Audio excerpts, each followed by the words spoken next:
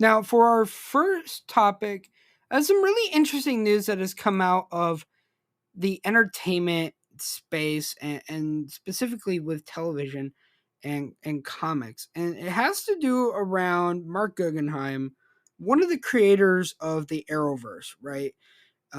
He is someone who I have a tremendous amount of respect for in the entertainment space, creating shows like Arrow and Legends of Tomorrow, and executive producing Supergirl, and they're also doing things, for instance, like the Percy Jackson Sea of Monsters film, which I was a big fan of when that movie first came out. But he's also done tons of other projects. But specifically, this article in Deadline came out that uh, talked about something that Mark Guggenheim had wrote in a newsletter about early February, really, that kind of flew under the radar till now.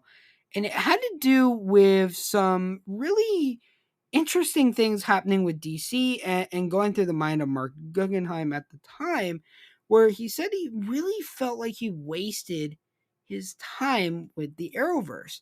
And more specifically, what he's talking about is how if you go all the way back to February of this year, right? So about a month or so ago, James Gunn had announced that he was assembling a writer's room to chart out the new DC universe and what that would look like under him and Peter Safran's leadership. And according to Mark Guggenheim, and as we all know, he was not part of that group of people that James Gunn and Peter Safran were going to confide in for a lot of creative or other types of insight. And Mark Guggenheim on his newsletter basically said, I'm not particularly surprised. In fact, I assumed that they would assemble some kind of brain trust to help facilitate what I assumed, hoped, would be a vision as ambitious as the DC universe deserves. But I'll be honest, I would have liked to have gotten at least a meeting. Not a job, mind you, a meeting, a conversation, a small recognition of what I tried to contribute to the grand tapestry that is the DC universe.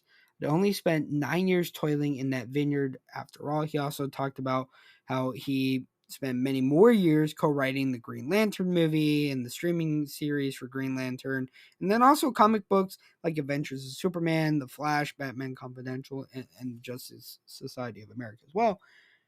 Then there was this really interesting thing he followed up with. And he said that although working for DC had been creative fulfilling, it involved a lot of adversity, challenges, and personal sacrifice, none of which seemed to have accrued any professional benefit. Simply put, the Arrowverse hadn't led to any other gigs, so it feels like, at least on a career level, that I really wasted my time. And I can actually understand where Mark Guggenheim is coming from, right? If you spent 9+ years of your life dedicated to the creative environment of the DC universe and creating, especially, things like Arrow and Legends of Tomorrow and Crisis on Infinite Earths, which brought together a lot of the characters from Arrow, The Flash, Supergirl, Batwoman, and so forth, right? I can understand why he would feel gutted that he was not taken into consideration for at least even a meeting, right? If I was in his shoes, right, and I was going through that same thing, I can't say I wouldn't be, upset. Now, I think I have to disagree with him though that ultimately, his take on wasting time creating the Arrowverse, I think is a really poor way of looking at it, right? If Mark Guggenheim, if you're listening to this, myself and tons of people all around the world love what you did with the Arrowverse. And it was really a great part for a lot of people's lives, right? A lot of people grew up watching, Arrow and Legends of Tomorrow and all these other shows that you and Greg Berlanti and all, so many other talented cast and crew and other people put together for this show and these shows in this universe of the Arrowverse. And to say that he wasted his time, I can understand where he's coming from, right? When you're in the television business, you're looking to go from one thing to the next, to the next, to the next. And he's someone who's super dedicated, right? Spent, 9+ years. And if there's nothing lined up for him afterwards that feels major, or, that really complements his work as a producer, then I can understand why he would feel the way that he does. And so I am certainly, not, in disagreement with Mark Guggenheim. I can understand actually where he's coming from. The only thing I think is that Mark Guggenheim needs to kind of just realize people actually do care, and people loved the Arrowverse. And I think that's what matters at the end of the day. But what I want to know from you guys on social media is, what do you guys think about this? Is this something that you guys have thought about? Let me know what you guys think, because ultimately I myself am really intrigued to see, what happens and everything like that. So with that being said, guys, before we get into our second topic, let's talk about one of the sponsors for this episode, that being Public.com. Public is an investing platform that allows everyone to invest in stocks, ETFs, cryptos, and alternative assets like fine arts and collectibles all in one place. I have been using Public.com for years for all my stock and investing trading, and I love the platform. It combines two of my favorite things: social media and investing, because it is not just a platform where you can buy and sell stocks and all sorts of different investment opportunities, but you're also able to connect with other people who are investing just like you on the platform. They've built the platform to have a feed and community and really engage with people, and you can follow other individuals and see what they're investing into on their profiles and so forth. It is, again, a really amazing platform. If you're really someone that wants to get into stock trading, investing overall, definitely recommend Public.com. So make sure to go into the show notes and click the link there. All right. Now, moving on to our second topic, we have some news coming from the folks over at iHeartMedia. And this is some really interesting information that's come out, right? So the Hollywood Reporter recently ran an article where they talked about the CEO of iHeartMedia, Bob Pittman, I believe his name is, and that they believe that there's a chance that iHeartMedia will be more aggressive and make a bigger return to the podcast deal space. And this is a very interesting thing, because we're at a time right now where podcasts and platforms are really sort of in a very unique time, right? You look at Spotify, which was really the king of podcasts for so long, is having its own issues. And we've talked about that very recently on the podcast, with a lot of layoffs and scaling back of the podcast endeavors at Spotify. And also people like YouTube, who are, ramping up their podcast efforts and things like that. And Bob Pittman basically said that, and I quote, "I do think there's an opportunity there. I do think it will have a positive ripple effect through the podcast business," Pittman told analysts on an iHeartMedia earnings call. So I think that this will be interesting, because one, this means more podcasts are going to be getting a lot bigger deals and a lot more money going to some of, hopefully, your favorite podcast creators. I think as well, this is a very interesting thing, because I'm someone who has used iHeartMedia to listen to podcasts in the past, and I love the platform. I think it is an amazing way to listen to music, to podcasts, all sorts of different things. So for them to be able to do this and really start going after the podcasting space a little bit more, I think is actually one of the smarter things that they could have done. But I want to know what you guys think, right? Do you think iHeartMedia should be going more aggressive in podcasting and acquiring, or do you think that they should just kind of lay low and let the bigger players take the sort of risks for right now? Let me know what you guys think on social media. All right. Now, with that being said, guys, before we get into our third topic, let's talk about another sponsor of the podcast, that being Zencastr. Zencastr is the ultimate all-in-one podcasting platform. It bundles all your podcasting needs, recording, editing, distributing, and monetizing all from the same place. It has never been easier to monetize.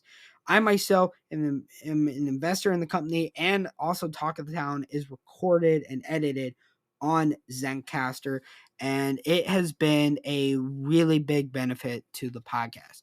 You're able to record audio in 16-bit studio quality audio, as well as record video in up to 4K. You're able to monetize the podcast through their creator network and through ads.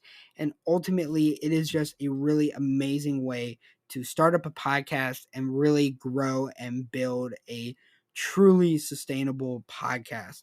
So if you're looking to get into podcasting, make sure to do it with a place where it's never been easier to podcast by signing up for free at zencastr.com. That is zencastr.com. All right.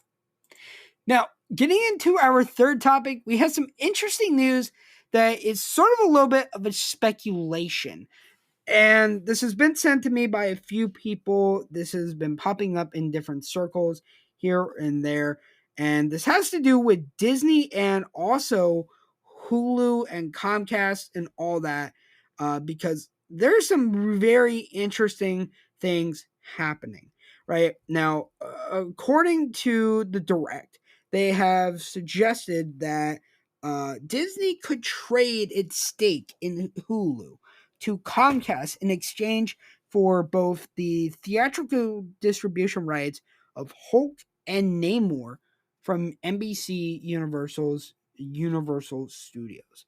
I think that this is very interesting, because at first I did not believe that this would happen. I am someone who I still think that this is actually a very unlikely thing.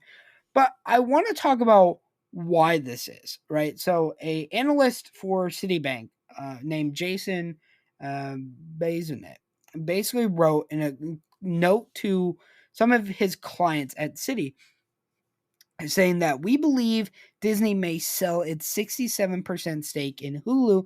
In parallel, we suspect Disney may also secure the distribution rights to two Marvel characters held by Comcast, that being Hulk and Namor. Although Disney owns all the Marvel intellectual property, Comcast Universal maintains the distribution rights to those characters. Consequently, the studio would be able to distribute any Hulk or Namor-centric films to its various media platforms like Peacock. Now, honestly, I feel like this is interesting. Um, this analyst also goes on to say he previously thought that Disney would either raise the subscription price of Hulu or combine it, but now believes that, quote, the company is less interested in a mass market direct to consumer offering after Bob Iger told investors the company will focus more on its core franchises and aggressively curate our general entertainment content. I can understand actually where this is coming from. Now, the interesting thing though is that based off Hulu's level of profitability right now, the price tag could be anywhere between 19.8 billion to 27.5 billion for its 67% stake of Hulu, right? Conversely, a lot of people thought that Comcast would sell or require Disney to buy out its stake in Hulu as early as 2024, a guaranteed $9.2 billion for their take of Hulu's ownership. And I think that this is a very interesting thing, right? If you look at it, Hulu has around 48 million subscribers, has a ton of top rated shows, right?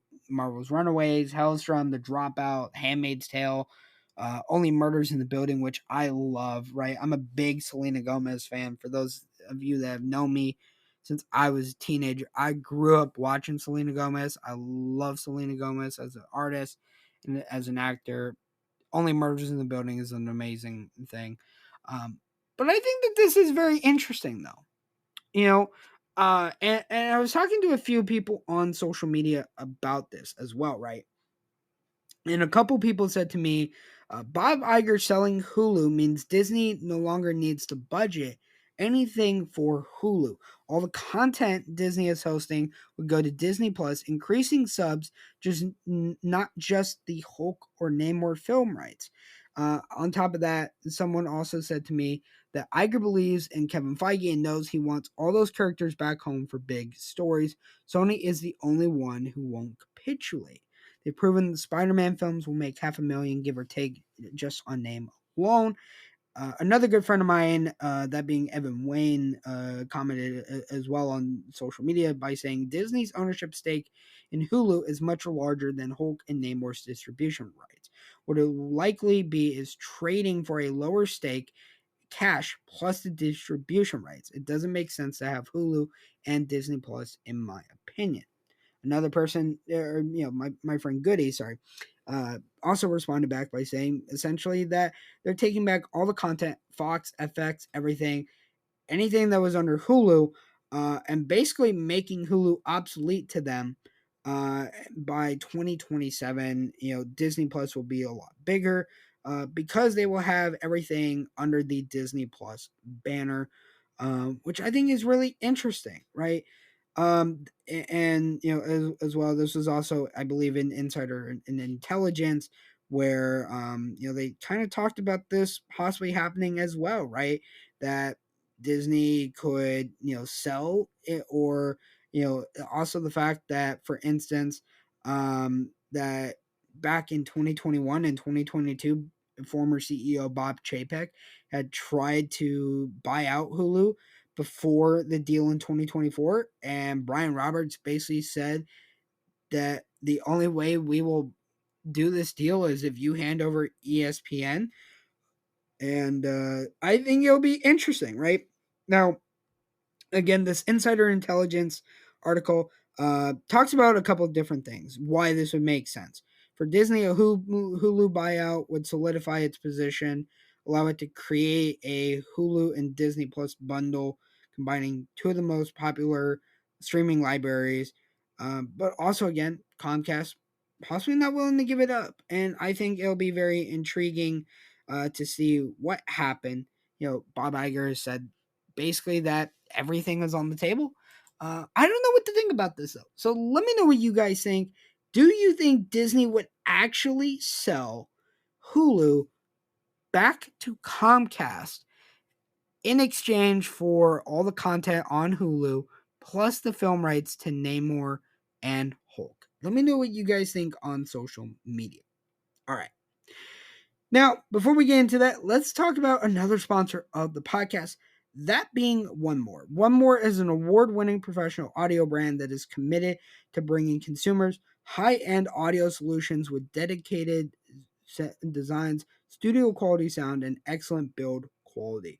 Whether you, as a music lover, are young or old, frugal or affluent, you deserve to hear music as it was meant to be heard, as the artist intended it to be heard. I myself have tons of One More earbuds and headphones, and I love the sound that comes from them.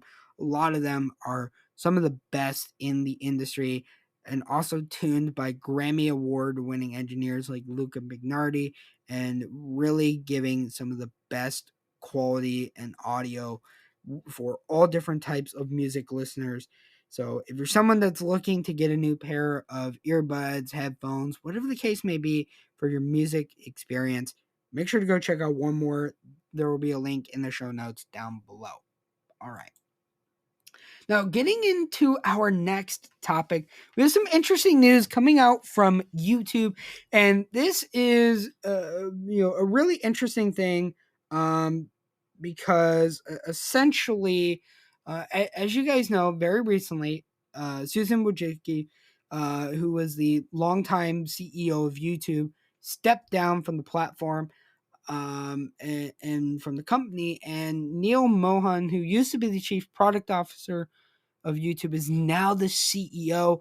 And in a very lengthy letter to the YouTube community released last week, he teased a lot of things and also emphasized his support for a lot of things that have to do with creators on the platform.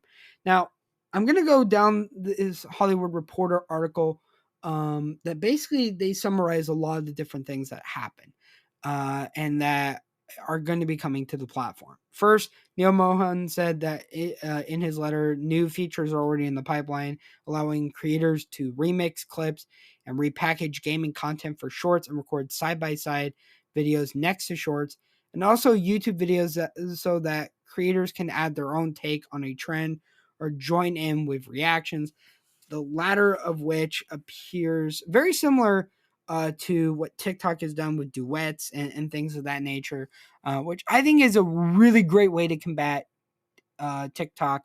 Is basically saying anything you can do, we can do better, and we're YouTube, we can do better. On top of that, outside of shorts, Neil Mahone said that YouTube is going to be building out the living room experience with streaming products like YouTube TV and primetime channels to support its distribution for NFL Sunday Ticket. YouTube TV is apparently going to have the ability for people to watch multiple games at one time, and also for subscribers to watch key plays in the main YouTube app as well. They're also going to be building out tools for fans to interact with sports content through comments, chats, and polls, which I think is very intriguing. This sort of gives me kind of like Alliance of American Football community vibes, which I think is a really smart thing. They did say that podcasting will receive a boost. YouTube is going to be later this year adding RSS integration, which will mean podcasters have another way of uploading their shows to YouTube and giving users more listening options, which I think is great. If you're someone who has just been putting out podcasts and not really having the ability to record, in video, or don't necessarily have the greatest setup, then this really is going to help out a lot, right? I think that um, having RSS integration with platforms universally is going to be a really great thing. So I'm all excited for YouTube with this. I wonder if this means that once they have the RSS integration done, are podcasts also going to become part of the YouTube Music app? Is it just going to be part of the mainstay YouTube, or YouTube Music? I wonder what they're going to do from that end. And they also talk about a lot of things that are happening for creators, right? Neil Mohan has said that he is going to be meeting with even more creators in person, trying to really develop products and features, touting the language tracking to videos. They've also heard from creators about the importance of broadening accessibility for people who are deaf and hard of hearing, which I think is great. Um, One thing that I really loved as well, and he talked about this, was that they want to grow creator communities. They welcome top creators to the platform like Swag, Myth, Saikuno, Fusely, and tons of others to stream exclusively on YouTube. They saw more than 2 trillion gaming related views on the platform in 2022. They are going to enable viewers to remix clips into shorts and add features that will make it easy to uh, recompose the best gaming content to shorts.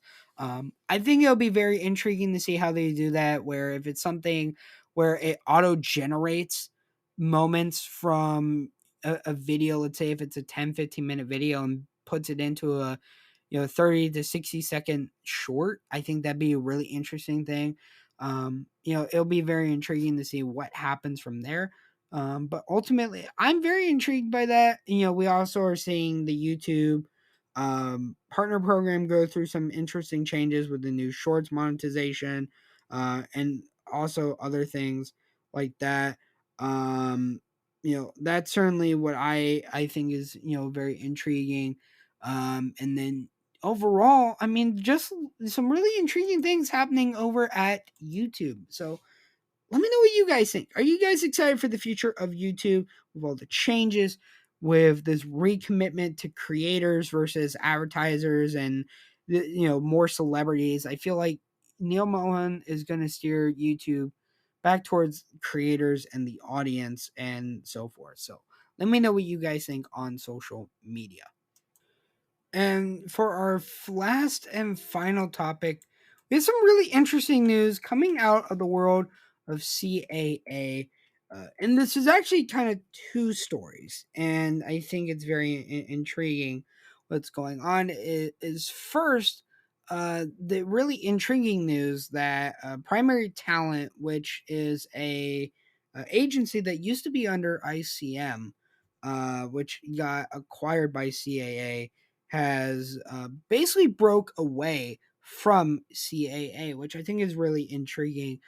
This came out in the Hollywood Reporter, and I think it's a very interesting story. So basically, to kind of get you guys up to speed, so last June, um, CAA, which is basically the number 2 or number 3 talent agency in the world, basically announced that it was going to spend $750 million or so to buy out a rival called ICM Partners, which is a very well-known entertainment and talent agency, especially in California. But part of ICM is a group called Primary Talent International, which basically has said that it is going to be exiting CAA and reestablishing itself as an independent talent agency. Nearly 460 clients, including acts like The Cure, The 1975, Lana Del Rey, Noah Gallagher, Mitski, Ziggy Marley, and Patti Smith, are going to be staying with Primary and leaving CAA, which I think is very intriguing, right, to see this thing happening, because we don't normally see this big of a thing happening. Um, and I think at the same time, this really changes the way that the talent agency is, especially in the music space, right? Um, I think if you think about it, seeing this happen, right? Um, this is basically a talent agency basically saying to one of the bigger players in the space, "We don't need you." And I think that one, that's very ballsy of them to do that. But I also think at the same time, what you're going to see is, some really intriguing things coming out of this talent switch, right? I believe Matt Bates, who is the CEO of Primary Talent, basically said that in this new incarnation, Primary will be even better positioned to support the evolving career of our artists and guide them wherever needed. And basically, they're going to be now the largest independent music talent agency in the UK. That is going to be very intriguing to see what happens from there. And then some also interesting news as well coming out of CAA. And I recently just saw this myself, is that Mark Pedowitz, the former president and CEO of the CW, is signing with CAA for representation in all areas of entertainment business. And I cannot be more happier for this combination. And many of you guys know I look up to Mark Pedowitz a lot for what he did with the CW over the last 11 or 12 years. You think about also the career he had at ABC Studios before he went to the CW. There's a lot of shows that I grew up watching because of his leadership at ABC. For instance, shows like Castle and also Lost and Grey's Anatomy. And then also when he went to the CW, the track record speaks for itself of the shows that Mark Pedowitz brought to television over that time span. We're talking about shows like the originals and the spinoff legacies, Roswell, New Mexico, Charm, Dynasty, all the shows of the Arrowverse. You look at Supernatural staying around for longer and longer than it should have. You look at shows like Jane the Virgin, Crazy Ex-Girlfriend, Riverdale, tons of other shows that I'm probably forgetting. Even one of my favorites, like The 100. All were created under the leadership of Mark Pedowitz, and he is now running a really interesting entertainment company called Pine Street Entertainment. It was a production company he had with a first look deal originally at Warner Brothers before he became the head of the CW. So it'll be very intriguing to see what happens. I'm going to manifest that we see a lot of teen drama or young adult shows being done by Mark Pedowitz, hopefully in production, coordination with Greg Berlanti. I think that you're going to see a lot of shows done by Mark Pedowitz. It'll probably not only hit broadcast or cable television, but also I think specifically streaming. Mark Pedowitz was a big believer in digital for so many years, was ahead of the game with CW Seed, with the CW app, and obviously the $1 billion deal to Netflix. So I think that this is a really great thing. And ultimately as well, it'll be very intriguing to see what Pedowitz does. I wish him all the best. We need more Mark Pedowitz in our life, and we finally have that here. So there we go. All right, everyone.